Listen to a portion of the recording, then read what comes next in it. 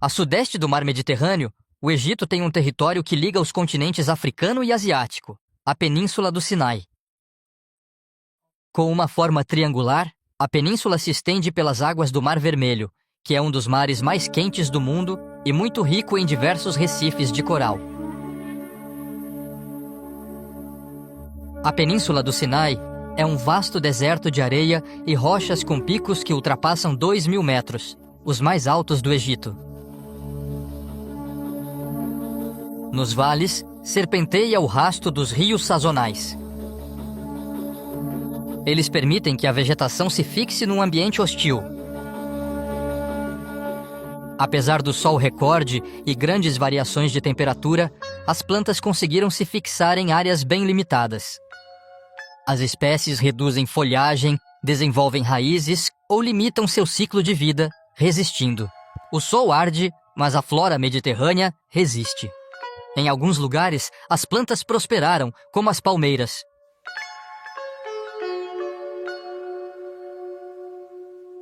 O manguezal também cresceu na água salgada.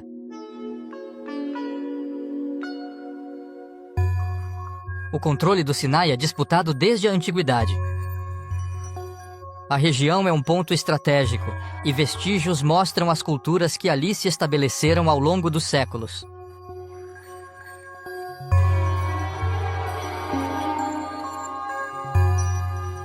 Potências coloniais e vizinhos confrontaram-se violentamente na Península do Sinai após combates intensos.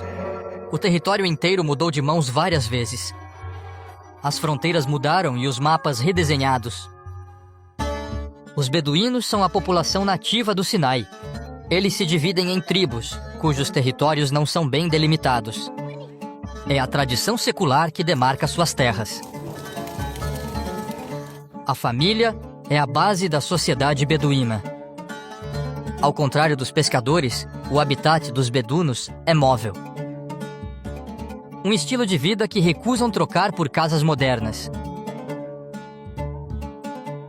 Os beduínos são muçulmanos, como 90% dos egípcios.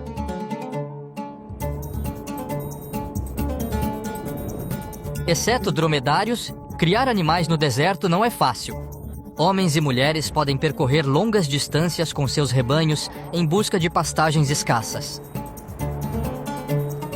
Numa terra ingrata percorrida diariamente sob sol implacável, a sombra de uma árvore é tão vital quanto um ponto de água.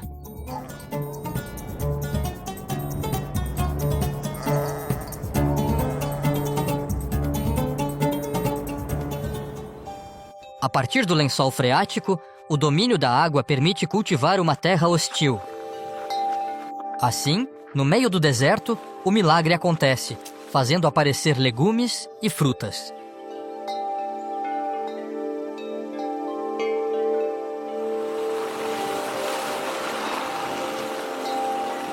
No deserto do Sinai, a água é acessível às fazendas, pois o lençol freático é raso. A aquicultura cresce com a criação de camarões de água doce. Agita-se a superfície para manter oxigênio na água para os crustáceos.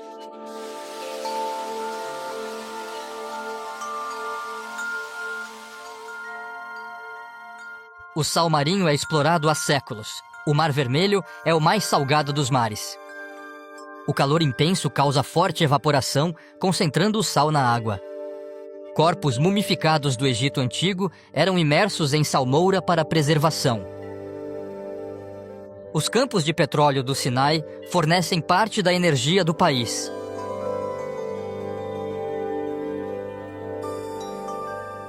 Além disso, o Egito é o líder africano em energias renováveis, especialmente a energia solar. No futuro, 1/5 da energia egípcia pode ser renovável. Na Península do Sinai, o artesanato valoriza diferentes recursos locais.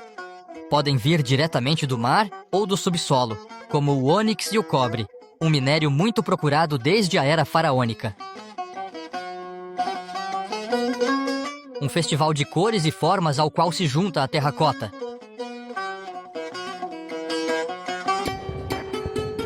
O Sinai mantém sua fama de encruzilhada desde a antiguidade. As trilhas das caravanas foram cobertas por asfalto que suporta a exposição prolongada ao sol. Esses elementos favorecem a chegada de visitantes às margens do Mar Vermelho. Antes limitada a monumentos, a oferta turística do Egito expandiu-se com o Sinai.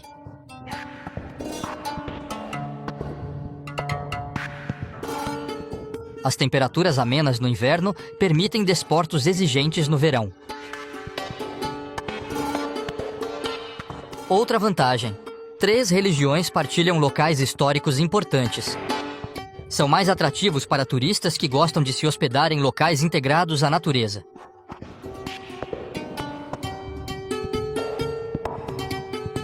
O comércio nunca está longe.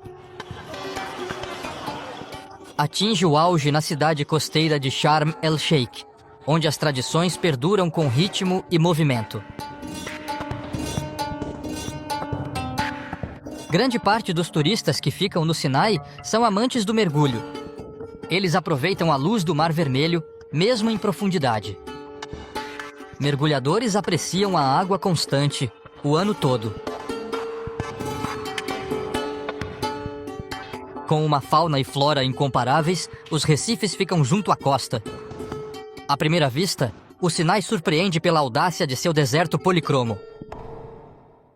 A costa norte do Sinai é banhada pelo Mediterrâneo. As temperaturas lá são menos contrastantes, com invernos úmidos e amenos.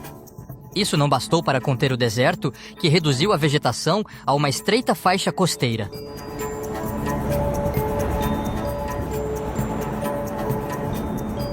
Em alto mar, navios avistam Porto Saíd, o segundo maior porto do Egito depois de Alexandria. A cidade de Porto Saíd não existia antes de meados do século XIX. Numa casa neogótica, a Vila Fernande, viveu um diplomata francês que foi cônsul no Egito e defensor de um projeto insano. Ferdinand de Lesseps iniciou Porto Saíd em 1859, junto de uma das maiores obras da história, o Canal de Suez.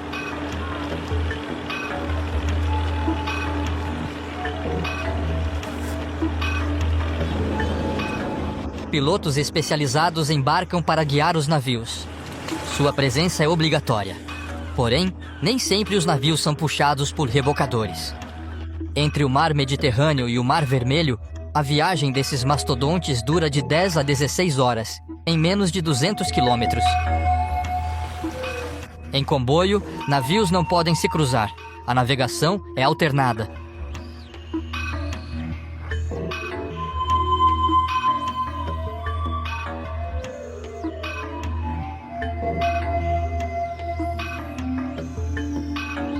Na época de Napoleão, um erro de cálculo sugeria uma diferença de nível entre o Mediterrâneo e o Mar Vermelho.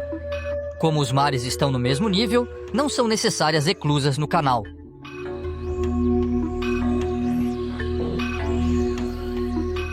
14% do transporte marítimo global passa aqui.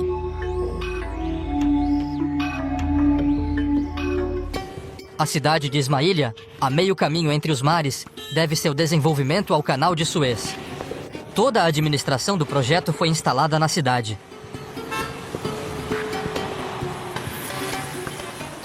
O canal foi o primeiro da história escavado por meios mecânicos, resultando em muitas descobertas arqueológicas. No Jardim das Estelas, há testemunhos do faraó Ramsés II.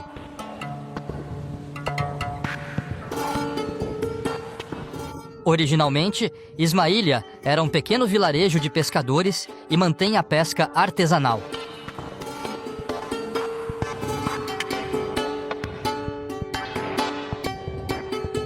Os pescadores lançam suas redes na água salgada do Lago Tinsá, um dos 3 lagos do canal. Os lagos amortecem as correntes marítimas. A grande vantagem é que o Canal de Suez conecta o Mar Mediterrâneo ao Mar Vermelho e ao Oceano Índico sem precisar contornar a África. Os barcos evitam uma rota de 8.000 quilômetros.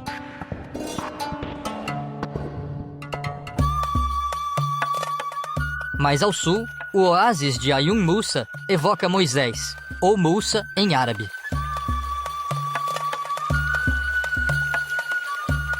Moisés, à frente dos judeus que fugiam do Egito, bateu na rocha e água jorrou farta para seu povo.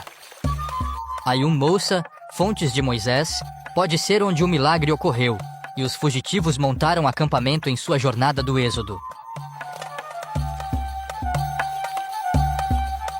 A perícia egípcia em valorizar sua terra é ancestral e famosa.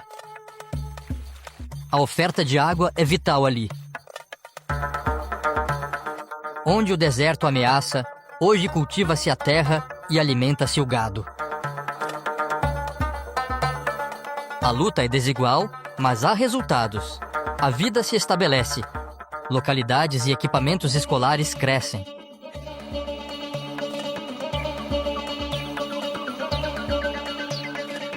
Milhares de operários morreram de cólera nas obras do canal devido às más condições de higiene. A situação melhorou ao se trazer água potável por um canal derivado do Nilo.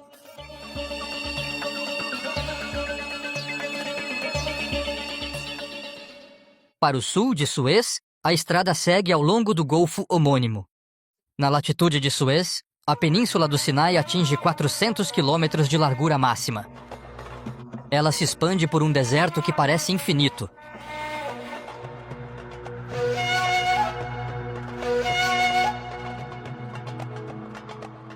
Há 20 milhões de anos, o Sinai e a Península Arábica formavam um bloco com a África, separando-se e erguendo-se aos poucos.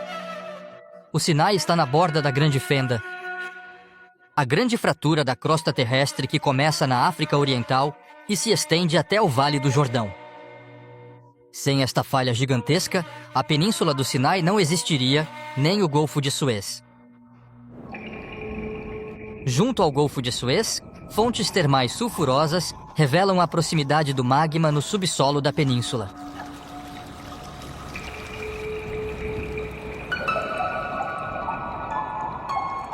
Não é preciso sondar o Sinai para saber de que rocha a península é feita. A paisagem exibe as diversas formações geológicas. No norte, as dunas de areia são de origem marinha. Foram depositadas pelo mar Mediterrâneo quando o nível era mais alto. Quanto mais ao sul, mais nos afastamos do Mediterrâneo e a areia marinha escasseia. Caminhões cruzam as colinas de Jebel Elti, transportando calcário para cal. Este calcário também é de origem marinha. Forma-se pela acumulação de conchas e esqueletos de organismos marinhos. Com o tempo e o peso das camadas, a areia vira arenito. A rocha varia de cor conforme os óxidos metálicos que contém.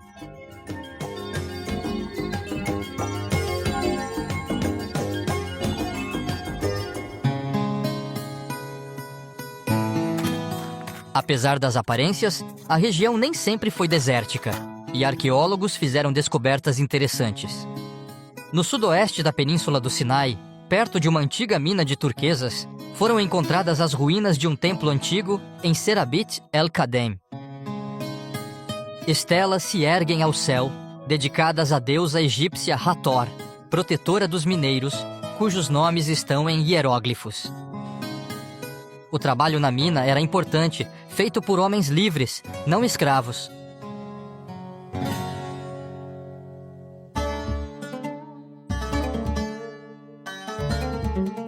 À sombra de árvores, a aldeia beduína é cuidadosamente escolhida. O conforto é básico, mas a hospitalidade lendária.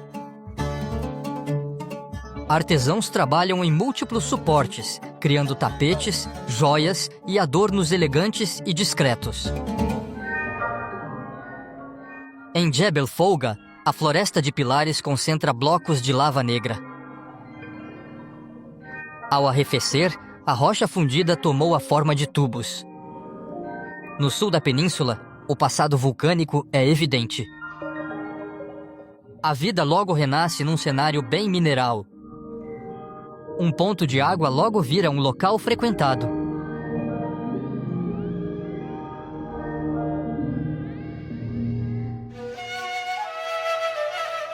Em um vale amplo, os bedunos podem se fixar de forma mais permanente. Embora algumas partes da aldeia ainda pareçam rudimentares, há certos indícios que revelam que o grupo decidiu fazer deste lugar a sua morada por um período mais prolongado. Compacta e portátil, uma cisterna assegura a autonomia hídrica. Os blocos recém-moldados estão prontos para erguer o muro. Um mosaico de blocos de cimento e chapas. A casa beduína abre suas portas. Lá dentro, o pão termina de assar.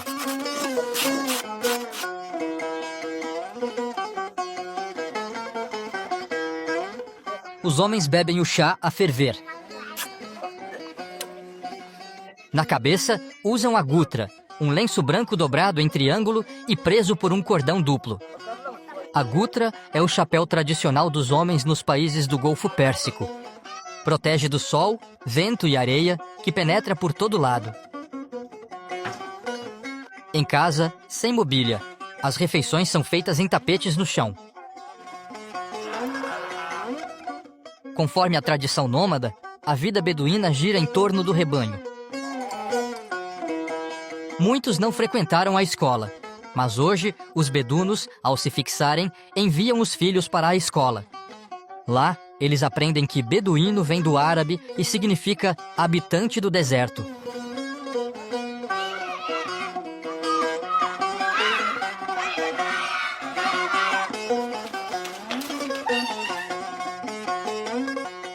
Os bedunos fizeram uma longa jornada desde a Arábia.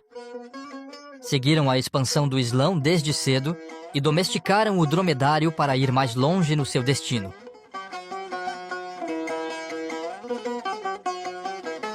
No deserto que instintivamente conhecem os bedunos, cederam ao progresso. O carro chegou, mas na tenda, as distrações, atitudes e gestos são os mesmos de sempre. Os bedunos sabem que seu mundo mudou. Eles apenas fingem que não perceberam.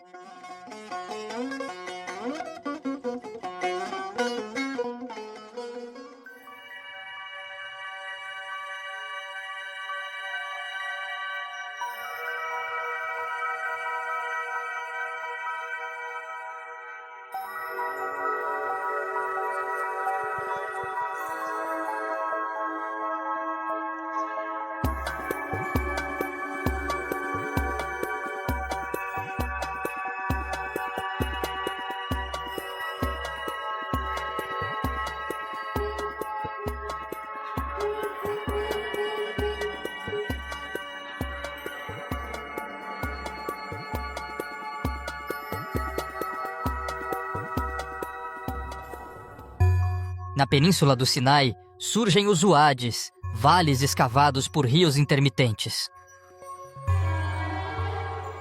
O Wadi Mukatab, a sudoeste, é famoso pelas rochas com escrita datando dos primeiros séculos da nossa era. Podem ter influenciado a formação de caracteres hebraicos e árabes.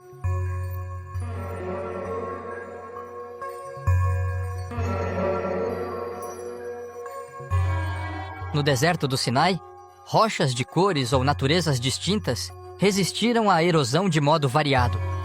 Algumas resistem, outras se desintegram progressivamente até virar areia.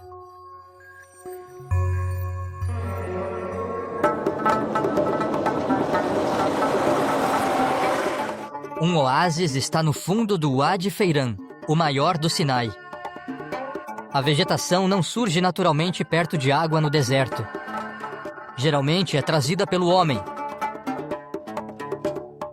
Próximo a uma nascente ou lençol freático, as plantas suportam as adversidades do deserto. Contudo, é pelo esforço humano que o oásis se tornou um suporte essencial à vida desértica.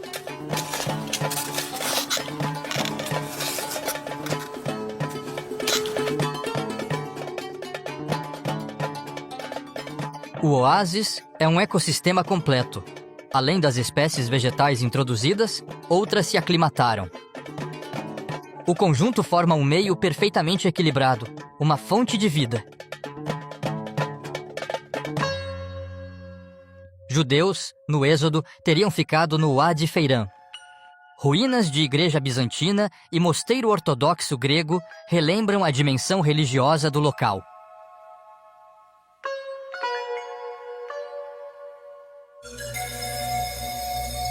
Rumo a leste, a estrada desce acentuadamente em direção ao Golfo de Aqaba.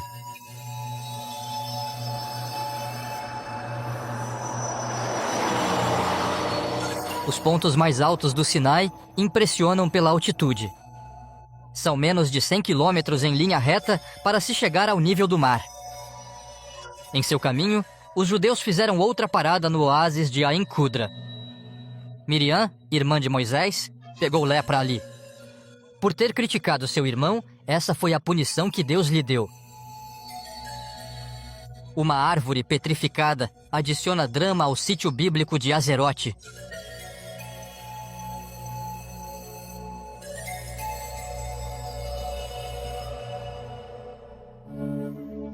Após uma longa descida ininterrupta, a paisagem muda subitamente ao chegar ao Golfo de Aqaba. A faixa de água separa o Sinai da Península Arábica, a leste. O golfo é bem estreito, com largura média de 25 quilômetros. Sua profundidade pode atingir 1.400 metros.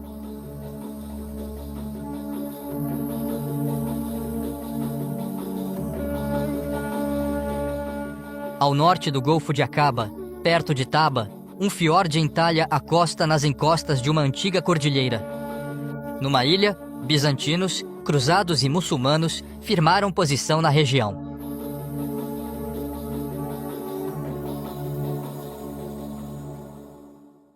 A parte sul do Sinai, dominada pelo Monte Santa Catarina, está totalmente voltada para o Mar Vermelho.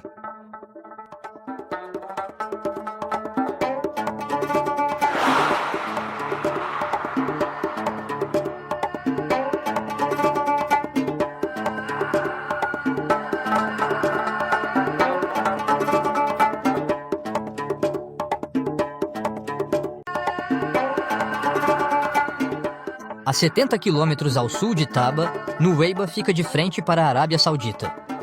O porto no Golfo de Aqaba a conecta ao exterior. Em harmonia com a natureza, sob as buganvílias, o artesanato brinca com as mesmas cores vivas. As vestes da mulher beduína, além do preto habitual, usam cores vibrantes, como se a policromia desértica as influenciasse. Com suas patas largas, o dromedário não afunda na areia. Mas para enfrentar o deserto, as qualidades naturais do animal não bastam. É preciso dominar muito mais. Majed El Said. Ensinamos a montar dromedários. Os turistas aprendem a carregar, alimentar e guiar corretamente um dromedário. Também recebem dicas sobre orientação por estrelas e como encontrar água. Ensina-se a eles como identificar plantas seguras, como reagir a picadas de escorpião ou mordidas de cobra, como recolher lenha, preparar a refeição ou assar pão. O dromedário tem a fama de ser mal-humorado, mas depois de bem domesticado, pode-se fazê-lo realizar muitas tarefas.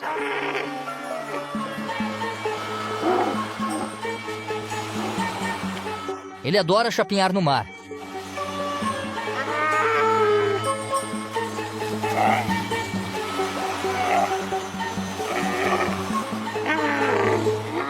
Quando contente, faz de tudo para facilitar a descida.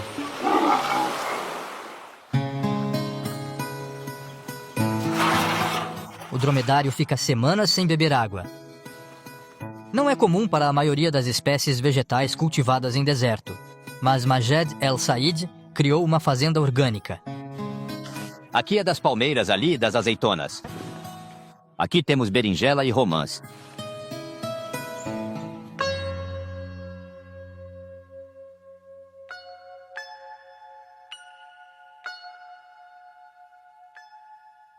Além de sua beleza, as montanhas coloridas do Sinai possuem qualidades especiais. Jacqueline Percy. Acho que as próprias montanhas aqui são importantes condutoras de energia. Toda a energia das estrelas da nossa galáxia está magnificamente acumulada aqui. E se você for até lá, como estas montanhas são ricas em ferro, cobre e granito, que são minerais realmente belos, parece que absorvemos energia. E se você se sentar naquelas pedras, será transportado.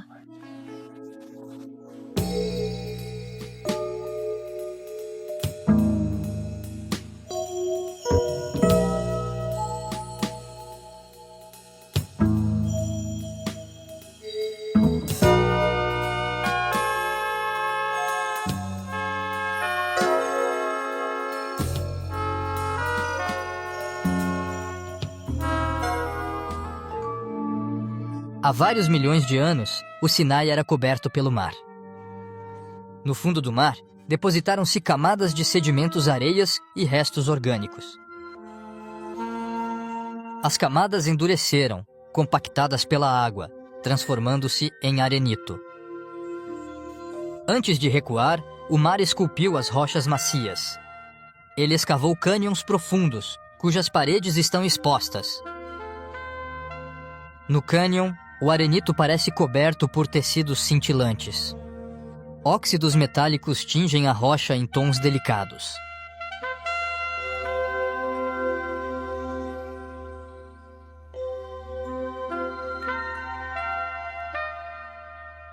O movimento da água contra as paredes moldou a rocha, realçando o contraste entre as áreas sombrias e as que refletem a luz. Uma beleza frágil, ameaçada por visitantes e ventos de areia.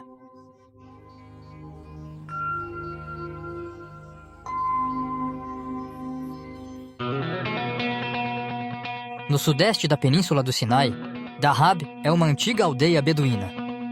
É difícil de crer como a localidade cresceu em poucos anos. Hoje, a cidade está totalmente voltada para o mar, seu campo de jogos e exercícios.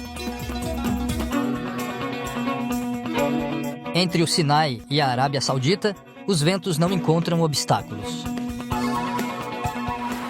Dahab deve sua fama a um esporte com adeptos do mundo todo. Em vários pontos da costa, o ritual é sempre o mesmo. Descarregam o equipamento e se preparam com muito cuidado. O Mar Vermelho é um dos mares mais procurados por mergulhadores, que aqui encontram ótimas condições.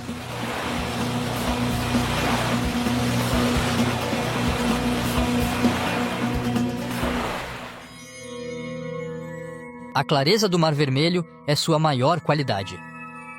A luz faz os corais crescerem. A temperatura é a segunda qualidade do Mar Vermelho.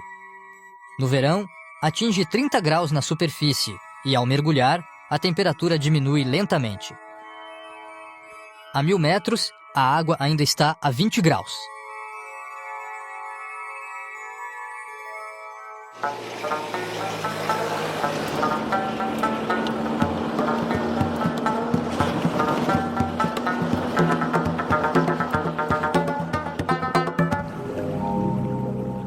A água do Mar Vermelho é salgada, mas não impede a vida de algumas plantas por perto.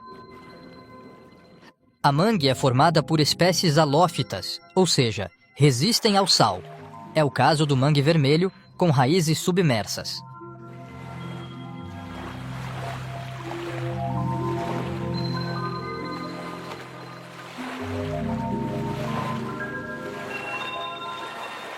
O Golfo de Aqaba estende-se por 180 quilômetros. Ao longo da costa, formaram-se recifes de coral. Formam um conjunto que cresce ao se afastar da costa. Nos recifes planos, a água é rasa.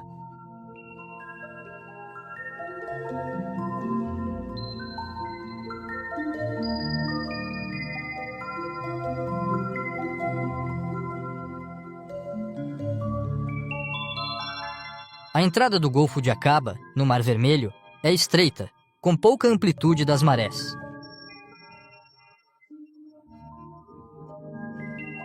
Em altitude, o contraste entre o Mar Vermelho e a rocha é mais impressionante.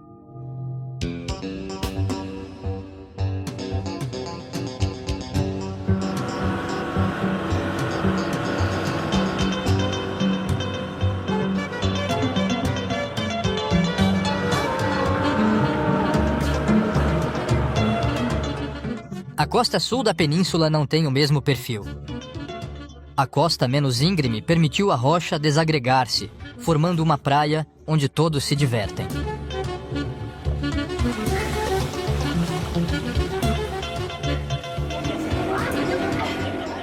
Não é preciso mergulhar. Os barcos de fundo de vidro exibem a riqueza do Recife de coral, um caleidoscópio vivo. Em cima, barcos levam mergulhadores aos locais mais belos.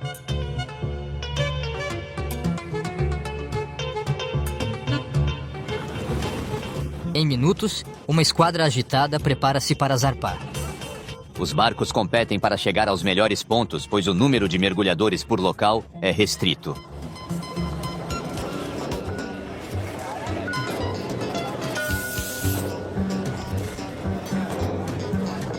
Para Jack Thomas, mergulhar no Mar Vermelho realmente vale a viagem.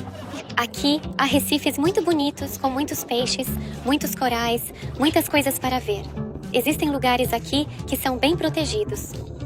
Existem baías onde os alunos iniciantes podem treinar, e pessoas com mais experiência também podem aprimorar suas habilidades. Além disso, os mergulhadores mais experientes podem ir a outros lugares, como Tirã ou Ras Mohammed.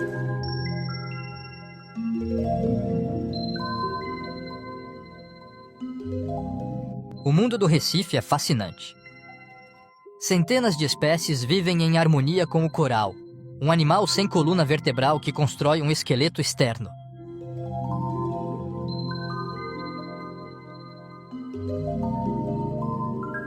As alterações na temperatura da água, salinidade, teor de oxigênio e, claro, a poluição têm efeitos irreversíveis no recife de coral e nas espécies que nele habitam. Globalmente, muitos corais estão branqueando sem que suas causas sejam compreendidas.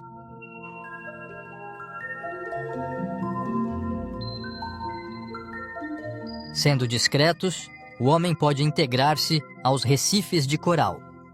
É a chance única de compartilhar um ambiente excepcional com a fauna que o habita. Flutuando na água clara, nos movemos sem esforço e sem o menor estresse. Quanto aos habitantes do Recife, parecem indiferentes ao olhar do mergulhador que passa.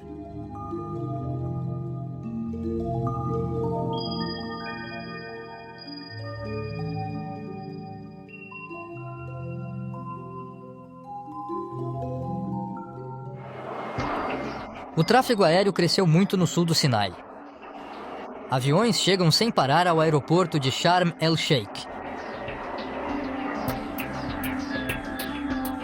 O aeroporto, de 1968, estava sob ocupação israelense após a Guerra dos 6 Dias.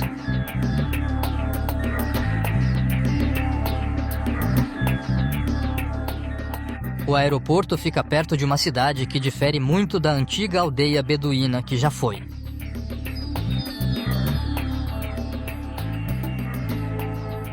Novas infraestruturas e hotéis de luxo transformaram Sharm el-Sheikh numa cidade fenomenal para lazer. Sua vocação lhe rendeu fama internacional. Com um clima favorável, especialmente agradável na primavera e no outono, entendemos seu surpreendente sucesso econômico.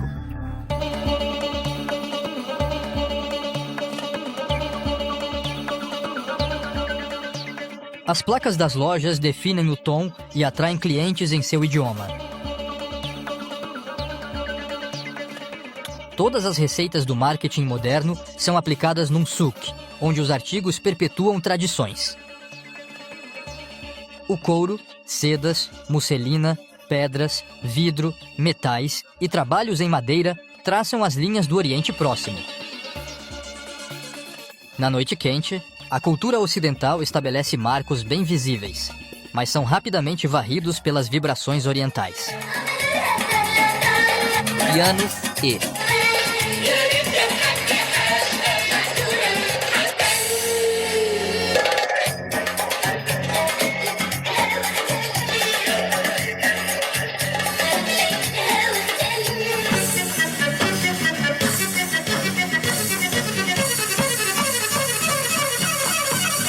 As rotações da dançarina e as do derviche não têm as mesmas origens, pois.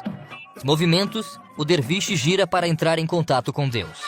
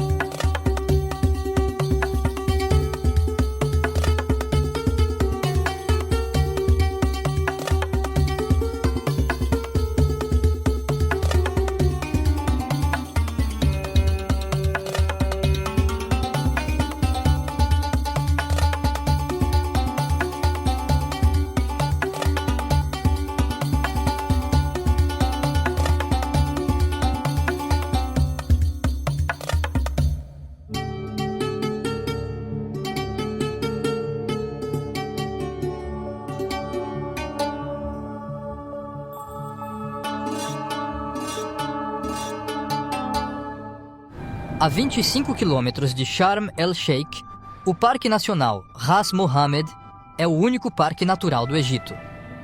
Abrange uma área tanto marinha quanto terrestre. A questão é por que escolheram chamar de Mar Vermelho um mar tão azul.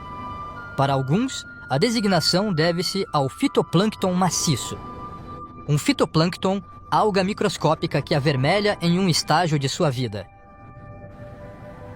Para outros, o vermelho viria da cor dominante das rochas vizinhas.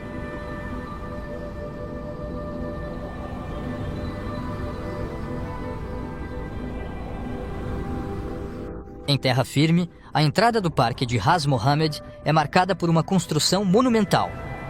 O parque, estabelecido nos anos 80, serve como um autêntico santuário para a vida selvagem no deserto. A fauna é protegida, como a raposa de Blandford do Oriente Médio.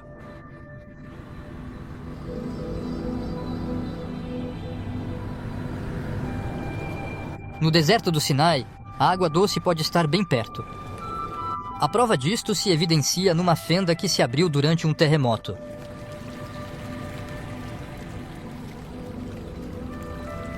À beira-mar, surgem recifes fossilizados, elevados acima do nível da água. Em vários pontos da costa, o mangue instalou-se.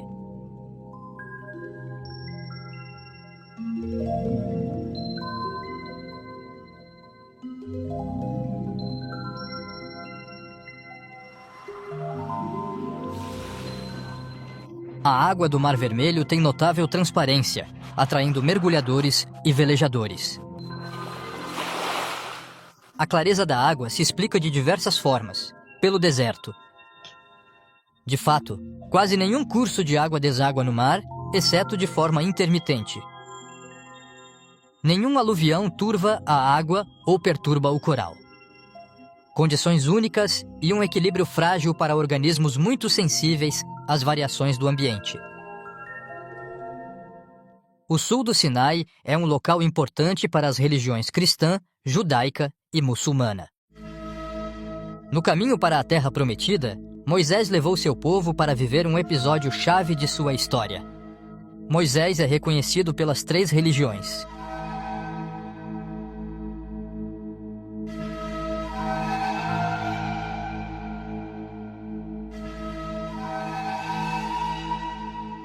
A travessia do deserto cansava o povo fugitivo, que quase lamentava a vida no Egito.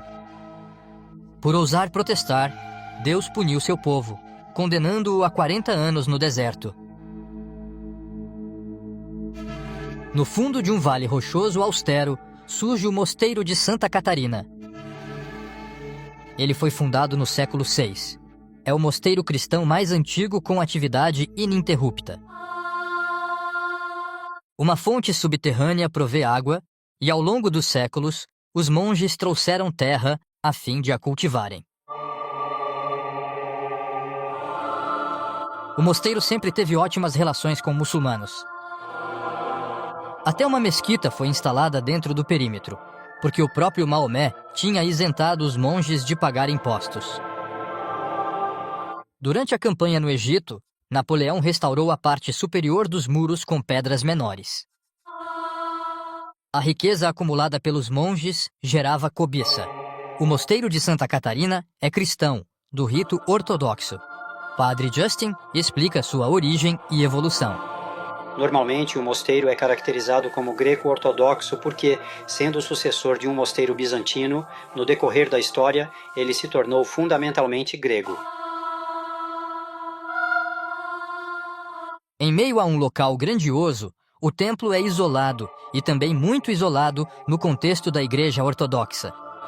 O mosteiro, e isso é bem interessante, é mais do que um mosteiro, é uma pequena igreja. É a menor igreja ortodoxa do mundo. Há razões históricas para isso. O abade, se quiserem, é um bispo eleito pelos monges, consagrado pelo arcebispo, o patriarca de Jerusalém, sem fazer parte do seu sínodo. Desse modo, somos independentes. Dentro do mosteiro, uma pequena vegetação lembra um importante episódio bíblico. Deus apareceu a Moisés numa sarça ardente que não se queimava. A sarça ardente. O mosteiro é um centro histórico intelectual. A biblioteca é das mais antigas do mundo cristão.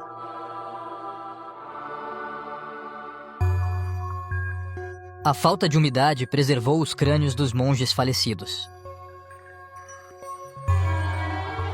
O esqueleto de um deles ainda veste o hábito monástico.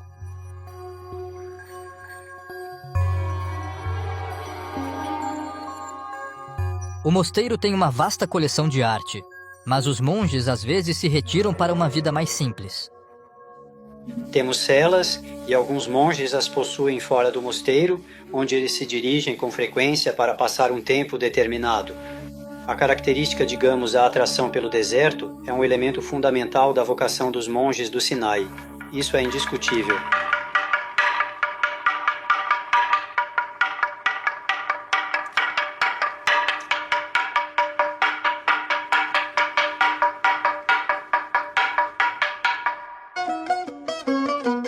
Toda a parcela de terra arável é cultivada, principalmente em terraços, no ambiente lunar do mosteiro de Santa Catarina.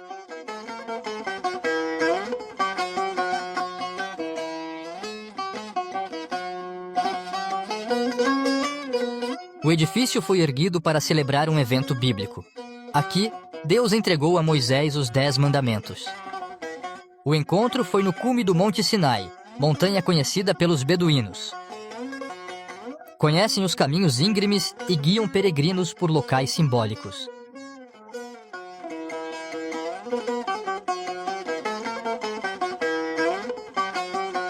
Após anos de viagem, o povo de Moisés esperava ao pé da montanha que seu líder descesse.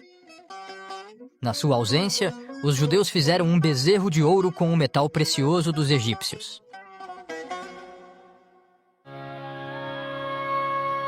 Ao constatar que seu povo idolatrava um animal, Moisés entrou em grande fúria. Ele quebrou as tábuas da lei que Deus lhe deu, gravadas em pedra. Ele subiu novamente o Monte Sinai para que Deus substituísse o texto destruído. Várias trilhas sobem a montanha. Do mosteiro de Santa Catarina, a subida ao cume de quase 2.300 metros leva 3 horas de caminhada. No cume, uma capela é dedicada à Santíssima Trindade. Foi erguida por iniciativa do imperador romano Justiniano, também fundador do mosteiro. Destruída várias vezes, a capela foi reerguida no século XX.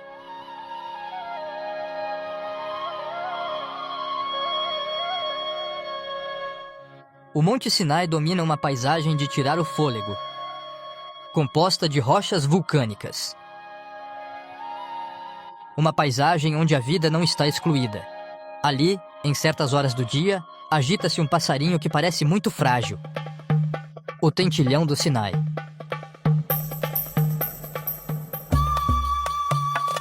O Sinai é menor que o Monte Santa Catarina, o pico mais alto do Egito. Segundo a lenda, os monges do vale descobriram no cume da montanha o corpo intacto de Santa Catarina de Alexandria. A jovem foi martirizada por se ter recusado a casar com um imperador romano. As relíquias da santa ainda são conservadas no mosteiro. Na região, a rocha oferece um cenário suntuoso para as crenças de cristãos, judeus e muçulmanos.